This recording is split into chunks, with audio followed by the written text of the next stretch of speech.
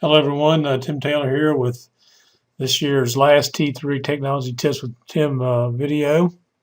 A couple of resources I want to share with you today. Again, of course, I'll give a little secret word there to make you eligible for the door prize for this month. But also what we'll do is we'll have the grand prize drawing for the HoverCam document camera also for the entire year. So let's go ahead and get out of this screen here, close this out. And first thing I want to go ahead and do here is just kind of go over some basic Google search tips that some of y'all may not be aware of. I hope you take time this summer to explore Google a little bit. I know some of y'all really done a great job of making use of all the Google apps that are available. Starting to see a lot more people use Drive and Google Documents. Some people really enjoyed using Google Classroom. There's made a lot of great changes and additions to that. Some more people are starting to use that. So there's a lot of great Google tools out there. So I hope you take some time this summer to learn more about these Google apps. I know some of you are attending some of the consortium classes we're having at Lord Fairfax. Again, any opportunity you can learn more about Google, I think obviously will benefit you. But there are a few Google things you can use in Google search. It's pretty neat. So I just want to go ahead and take time just to show you a couple of them right here. One thing you can do is you can very easily bring up a timer if you just go into Google search. And what you do is when you click in here, you can put in the time that you want. So I typed in 3 minutes. And then what I can do is just go ahead and click off of it. It starts up. And here I have the sound. If I click on it, it will not have a sound. So I can turn that on and off, but I can also make it full screen here if I want. So you can easily set up a timer. I know some of y'all use timer stopwatches there in your classroom. So you've got that. The other thing that you can do besides using a timer here is you can easily find out what the time is any place in the world if you just type in time in, and let's say I put London, if I can spell it right, and it'll tell you right away what the time is in London. I do Berlin. Tells me what the time is in Berlin, Germany. So you can go anywhere in the world and easily find out what the time is by typing that in, time in place. The other thing that you can do very easily, there's a conversion calculator available versus Google search. You just type in conversion calculator and see it's popping up there. So first thing comes up temperature, but you can click here and you have all these different options right here.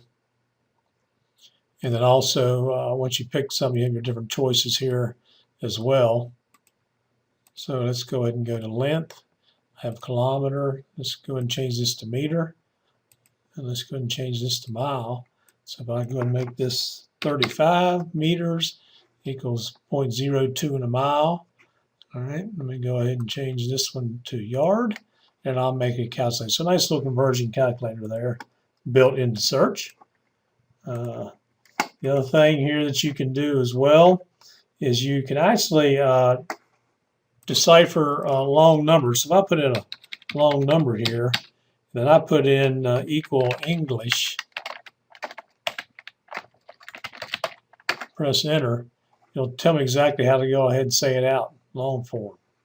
Okay, so a neat little thing. I wish I had that tool when I was learning to say my numbers there.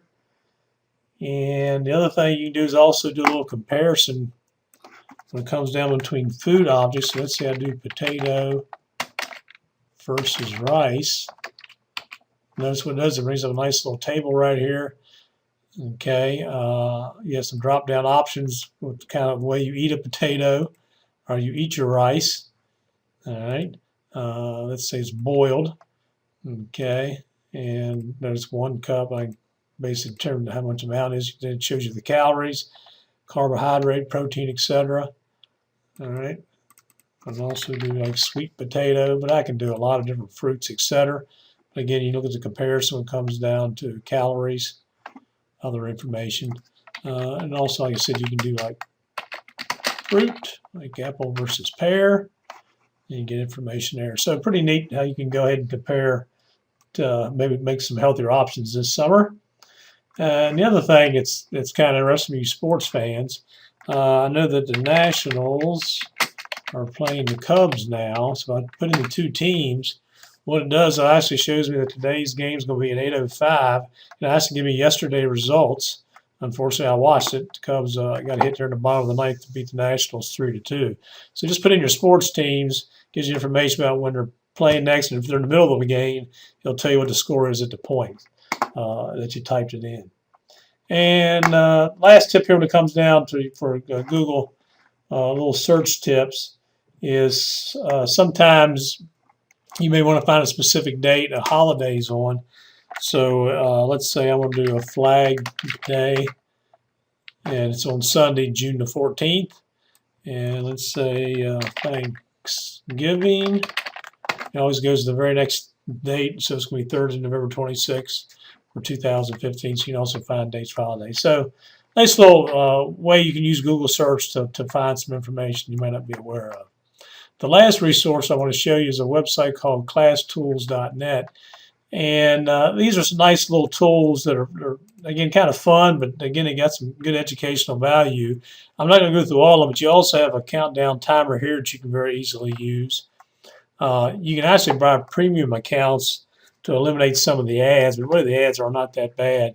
But you have all kinds of little things you can do. Here's something called Fakebook that allows people to put together a page similar to Facebook, but obviously it's filtered, and you can really control the quantity.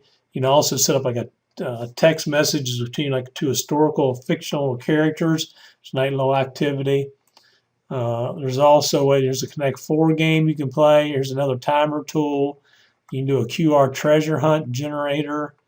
Here's also a MapQuest game. You can also have a citation generator. These are very, very easy to use. All you do is just go to this site and click on it. It's pretty cool, some of the tools that you have. And the reason I'm aware about this site, because some of y'all may wonder how it comes down to me picking out who the winners are every month. Every time that people submit the correct secret word for the video, what I'll do is I'll highlight your name, put it into a spreadsheet, and then what I'll do is I'll come here and I'll use this class tool right here. And what I'll do is I highlight all the names, and I'll just copy and paste them right here from my spreadsheet into this list right here. So I'll just go ahead and type a couple in.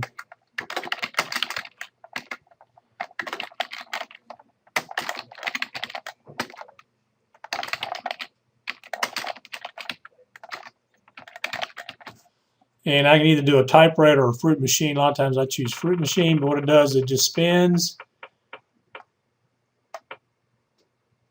picks a name for me there, and that's how I do my my winner every time.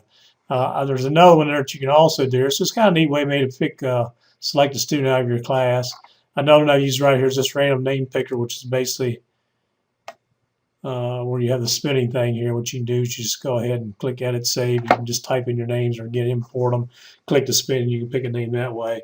And what you can do is once they're selected, you can actually eliminate the name. So you get a nice little tool sometimes to call on people possibly in class.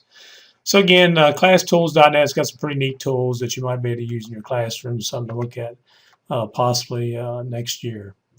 All right, so when it comes down to our secret word for this issue, since this is the last one for this year, and we're all probably thinking about summer now, let's go ahead and use summer as our secret word here for this video. So just go ahead and submit that to me. What I'll do again is put your name in the hat for the monthly drawing for this month's prizes. And you'll also get your name into the hat again for the HoverCam document camera, and we'll also be drawing that as well. All right, so again, thanks for a good year. I hope you found all these videos to be helpful. I hope everyone has a great summer and everyone's having a great end of the school year. Take care.